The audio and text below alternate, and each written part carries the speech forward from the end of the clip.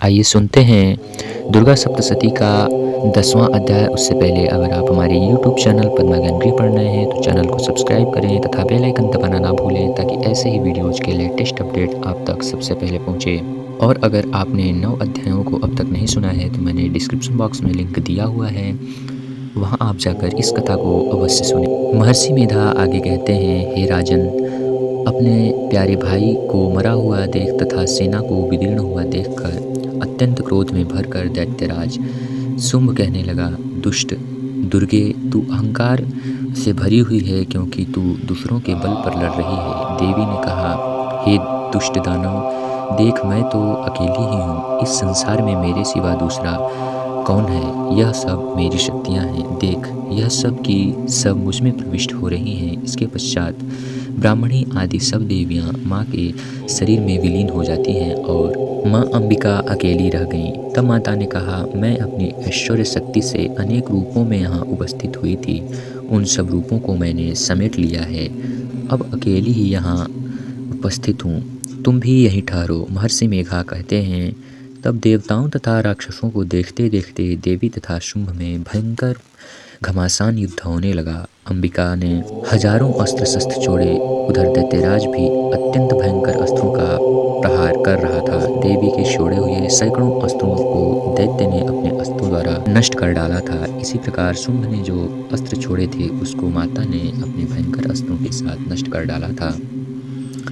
दैत्य ने जब सैकड़ों बाण छोड़कर माता को ढक दिया तो क्रोध में भरकर देवी ने अपने बाणों से उनका धनुष नष्ट कर डाला। धनुष कट जाने पर शुंभ ने अपनी शक्ति चलाई, लेकिन अंबिका ने उसे भी भाला फेंक कर काट दिया। फिर दैत्येंद्र चमकती हुई ढाल लेकर देवी की ओर अत्यंत क्रोध से आगे बढ़ा, किंतु जब वह देवी के समीप पहुंचा तो देवी ने अपने तीक्ष्ण बाणों से उसकी चमकने वाली ढाल को धूलित कर दिया। शुंभ का घोड़ा मारा गया, रथ टूट गया, सारथी मारा गया। तब वह भयंकर मुग्दर लेकर माता पर आक्रमण करने के लिए अत्यंत वेग से आगे बढ़ता है, किंतु माता ने अपने तीक्ष्ण बाणों से उसके मुग्दर को भी धराशायी कर दिया। इस पर असुराधिपति शुंभ ने क्रोध में भरकर माता की छाती में बड़े जोर से एक मुक्का मारा। दैत्य ने जब देवी को मुक्का मारा तो देवी ने भी उसकी छाती में जोर से एक थप्पड़ मारा। थप्पड़ खाकर पहले तो दैत्य पृथ्वी पर आ पड़ा, किंतु तुरंत ही वह उठ खड़ा हुआ।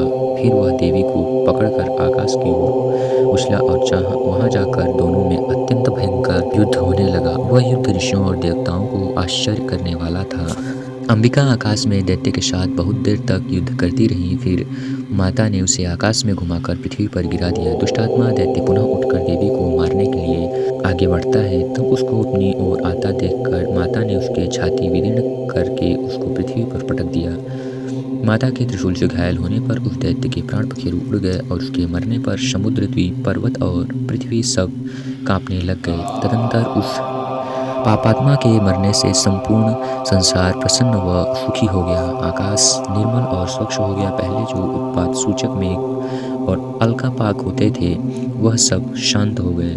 उसके मारे जाने पर नदियां अपने ठीक मार्ग से प्रवाहित होने लगी। संपूर्ण देवताओं का हृदय हर्ष और प्रसन्नता से हर्षोल्लासित हो गया। गंधर्व बाजे बजाने लगे और अप्सराएं नृत्य करने लगी।